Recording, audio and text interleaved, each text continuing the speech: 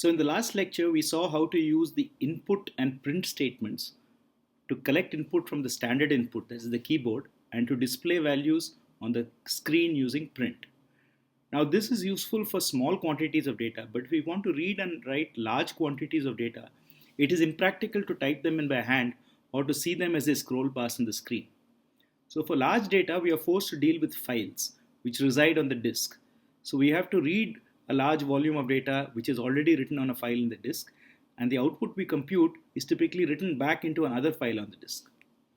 Now, one thing to keep in mind when dealing with disks is that disk read and write is very much slower than memory read and write.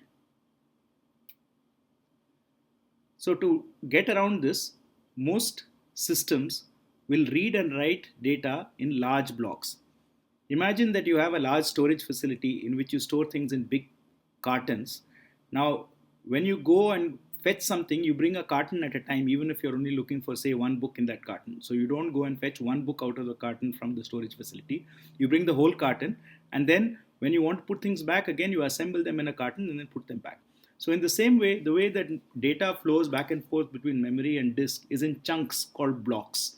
So even if you want to read only one value or only one line, it will actually fetch a large volume of data from the disk and store it in what is called a buffer. And then you read whatever you need from the buffer.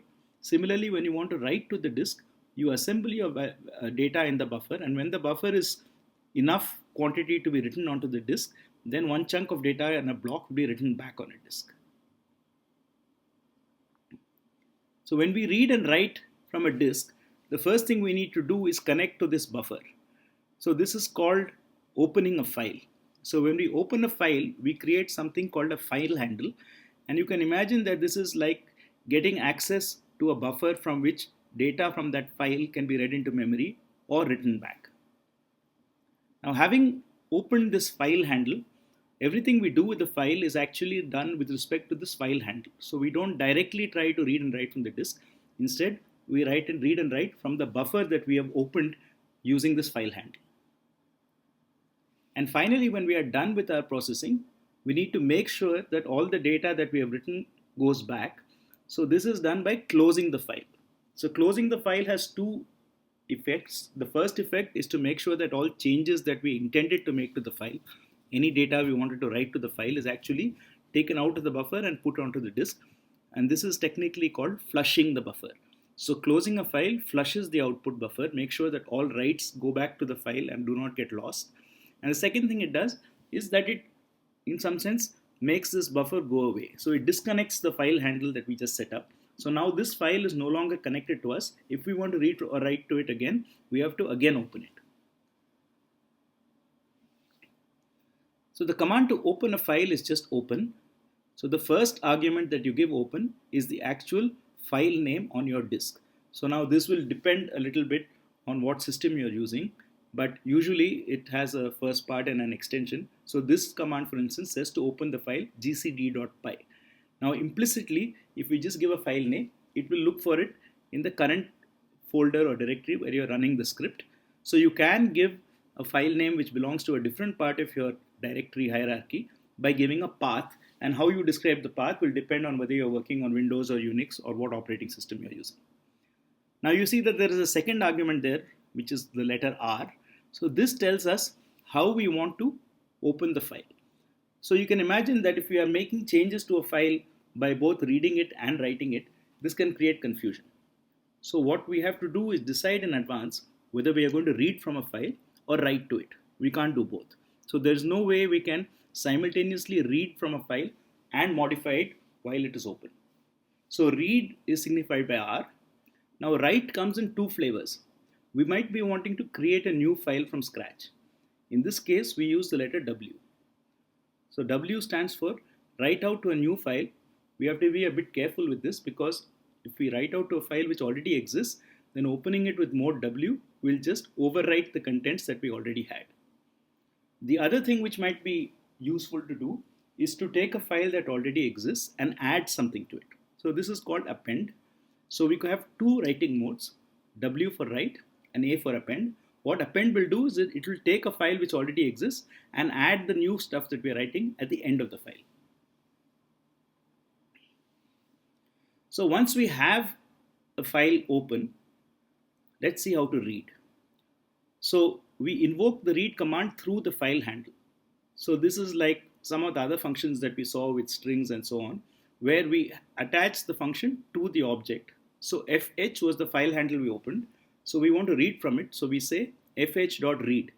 What fh.read does is it swallows the entire contents of the file as a single string and returns it. And then we can assign it to any name. Here we have used the name contents. So contents is now assigned the entire data which is in the file handle pointed to by fh in one string. Now we can also consume a file. So we are typically dealing with text files. So text files usually consist of lines. Think of Python code, for example. We have lines after lines after lines. So a natural unit is a bunch of text which is ended by a new line character. If you remember, this is what the input command does. The input command waits for you to type something and then you press return, which is a new line, and whatever you typed up to that return is then transmitted by input as a string to the name that you have assigned to the input. So read line is like that, but the difference between read line and input is that when you read a line, you get the last new line character along with the input string. So when you say input, you only get the characters which come before the last new line. The new line is not included. But in read line, you do get the new line character. So you have to remember that you have this extra character floating around at the end of your string. So this is conventionally denoted by this \n. So \n is a notation which denotes a single character, even though it looks like two characters. This is supposed to be the new line character. Now the actual new line character differs on operating systems from one to the other.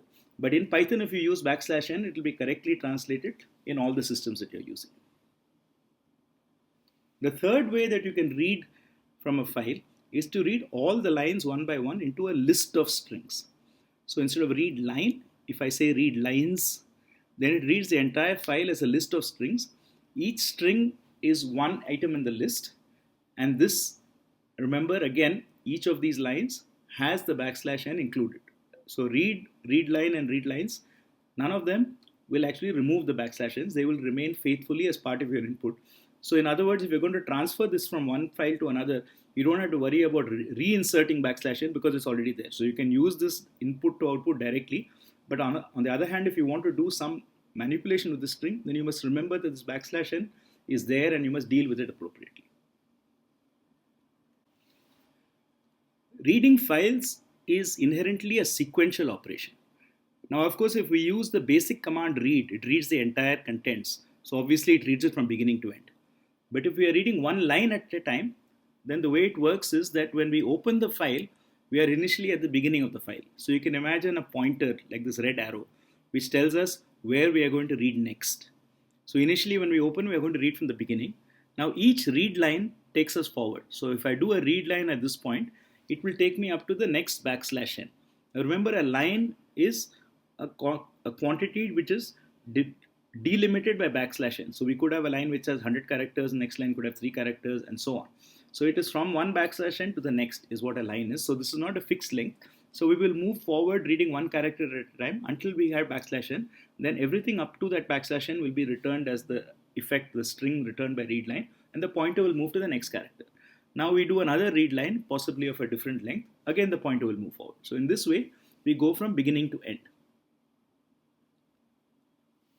In case we want to actually divert from this strategy, there is a command seek, which takes a position, an integer n, and moves directly to position n regardless of where you are. So this is one way to move back or to jump around in a file other than by reading consecutively line by line.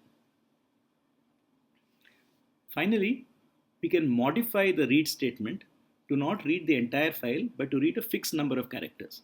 Now this may be useful if your file actually consists of fixed blocks of data.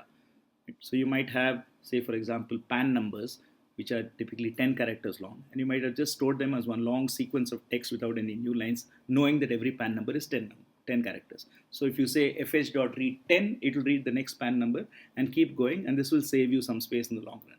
So there are situations where you might exploit this, where you read a fixed number of characters. Now when we are reading a file incrementally, it's useful to know when the file is over, because we may not know in advance how long the file is or how many lines the file is. So if you're reading a file line by line, then we may want to know when the file has ended. So there are two situations where we will know this. So one is if we try to read using the read command and we get nothing back, we get an empty string, that means the file is over. We have reached the end of file. Similarly, if we try to read a line and we get the empty string, it means we have reached the end of file. So read or read line, okay, if they return the empty string, it means that we have reached the end of the file. Remember, we're going sequentially from beginning to end. So we've reached the end of the file and there's nothing further to read in this file. So having read from a file, then the other thing that we would like to do is to write to a file. So here is how you write to a file. Just like you have a read command, you have a write command. But now, unlike read, which implicitly takes something from the file and gives it to you, here you have to provide it something to put in the file. So write takes an argument which is a string. Right? So when you say write s, it says take the string s and write it to a file. Now there are two things. One is this s may or may not have a \n. It may have more than one \n. So there's nothing that tells you that this is one line, it's part of a line, more than a line. You have to write s according to the way you want it to be written on the file. If you want it to be one line, you should make sure it ends with a \n. And this write actually returns the number of characters written. Now, this may seem like a strange thing to do. Why should it tell you? Because you know from the length of s what is the number of characters written. But this is useful if, for instance, the disk is full. Right? So if you try to write a long string and you find out that only part of the string was written, then this is an indication that there was a problem with the write. So it's useful sometimes to know how many characters actually got written out of the characters that you tried to write. So the other thing which writes in bulk to a file is called write lines. So this takes a list of strings and writes them one by one into the file. Now, though it says write lines, these need not actually be lines. So it's a bit misleading, the name.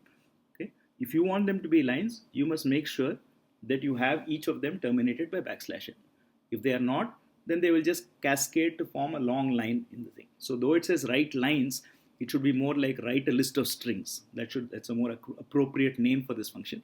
It just takes a list of strings and writes it to the file pointed to by the file handler.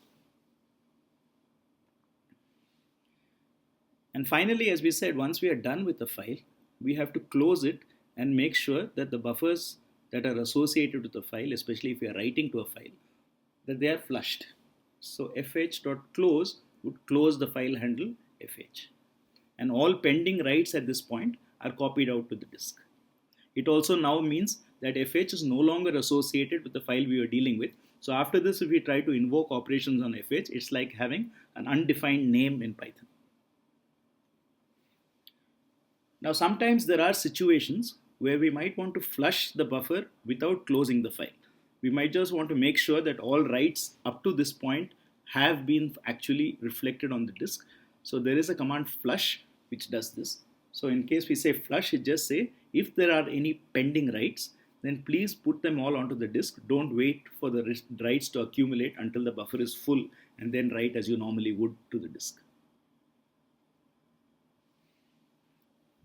So here is a typical thing that you would like to do in Python, which is to process it line by line.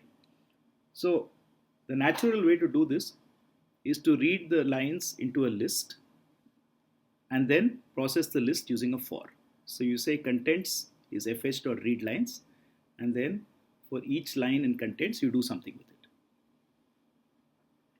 You can actually do this in a more compact way. You can do away with the name contents and just read directly every line returned by the function fh.readlines. So this is an equivalent formulation of the same loop.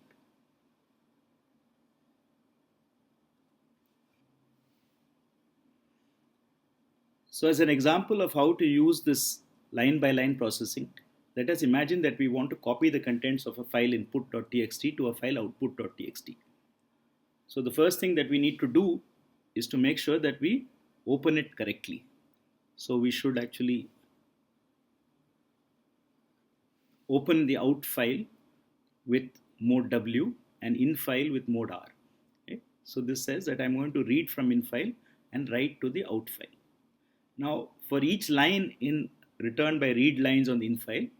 Remember that when I get a line from read lines, the backslash n is already there. And if I don't do anything to the backslash n, I can write it out exactly the same way. So for each line that I read from the list in file.readlines, I just write it to out file, and finally I close both the files. Okay? So this is one way to copy one file from input to output.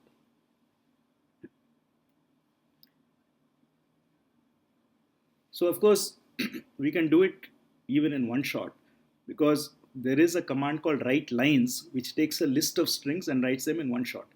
So instead of going line by line through the list read lines, we can take the entire list contents and just output it directly through write lines. So this is an alternative way where I have replaced, so this is basically replacing the for, right? So instead of saying for each line in files, okay, I can just write it directly out. So one of the things we have been talking about is this new line character, which is a bit of an annoyance. So if we want to get rid of a new line character, remember this is only a string, and the new line character is going to be the last character in the string. So one way to get it is just to take a slice of the string up to but not including the last character. Now remember that when we count backwards, -1 is the last character. So if we take the slice from 0 up to -1, then it will correctly exclude the last character from the string. So s equal to line colon -1 will take line and strip off the last character, which is typically the backslash n that we get when we do read lines. Now in general, we may have other spaces. So remember, when we write out text, very often we can't see the spaces at the end of the line because they're invisible to us. So these are what are called white space. So spaces, tabs, new lines, these are characters which don't display on the screen, especially spaces and tabs. And if they're at the end of the line, we don't know whether the line ends with the last character we see or there are spaces afterwards. So rstrip is a string command which actually takes a string and removes the trailing white space, all the white space at the end of the line. In particular, if there's only a backslash n, then it will strip the backslash n. It will also strip other junk if there is some spaces and tabs before the backslash n, and return that. So s equal to line.rstrip, that is strip line from the right of white space. Okay? This is an equivalent thing to the previous line, except it's more general because it strips all the white space, not just the last backslash n, but all the white space at the end of the line. So we can also strip from the left using lstrip, or we can strip on both sides if we just say strip without any characterization of L or R. So these are string manipulation functions, and we will look at some more of them, but this is just a useful one which has come up immediately in the context of file handling. So before we go ahead, let's try and look at some examples of all these things that we have seen so far. So here we have created a file called input.txt, which consists of the lines, "The quick brown fox jumps over the lazy dog." Now let's open the Python interpreter and try to read lines from this file and print it up. So we can say, for instance, that f is equal to open input.txt in read mode. Okay, now I have opened the file, and now I can say, for instance, for line in f.read line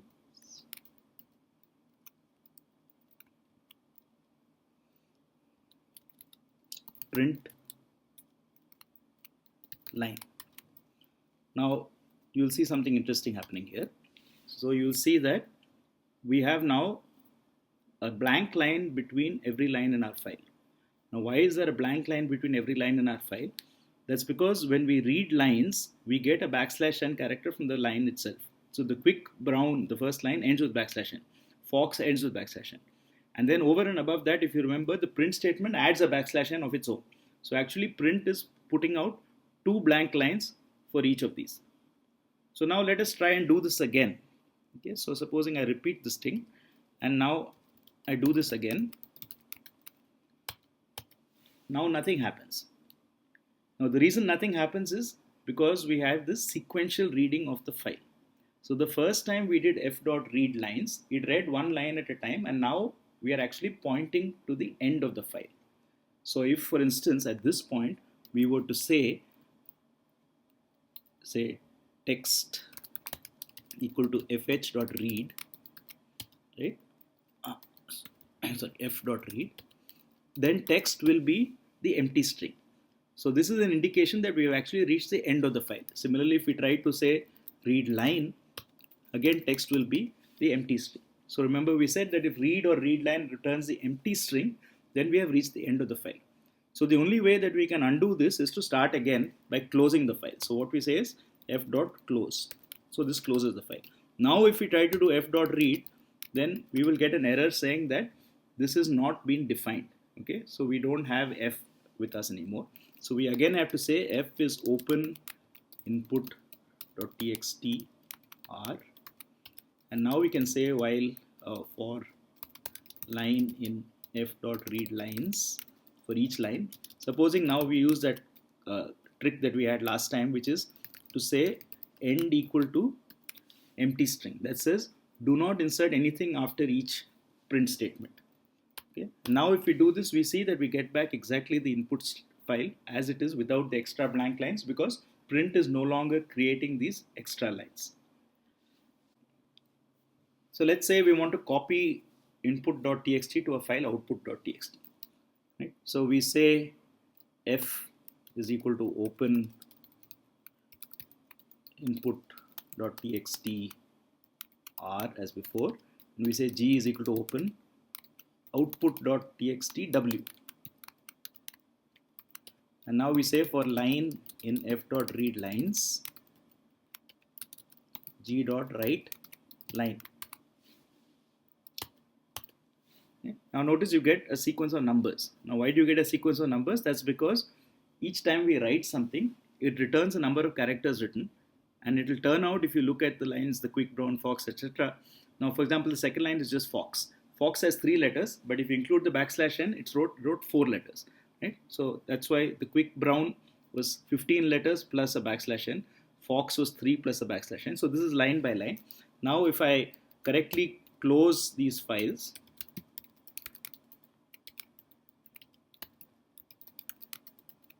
and then come out of this, then output.txt is exactly the same as input.txt. So to summarize, what we have seen is that if we want to interact with files, we do it through file handles, which actually correspond to the buffers that we use to interact between memory and the file on the disk.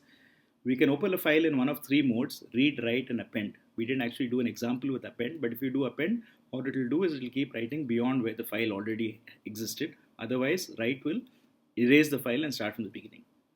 So we saw that we have read, read line, and read lines. So using this, we can either read the entire file in one shot as a string, or read it line by line. Similarly, we can either write a string, or we can write a list of strings too. So we have a write command and a write lines, and write lines is more correctly to be interpreted as write list of strings. Finally, we can close the handle when we are done, and in between we can flush the buffer by using the flush command. And we also saw that there are some string operations to strip white space, and this can be useful to remove these trailing backslash n's which come whenever we're processing text files.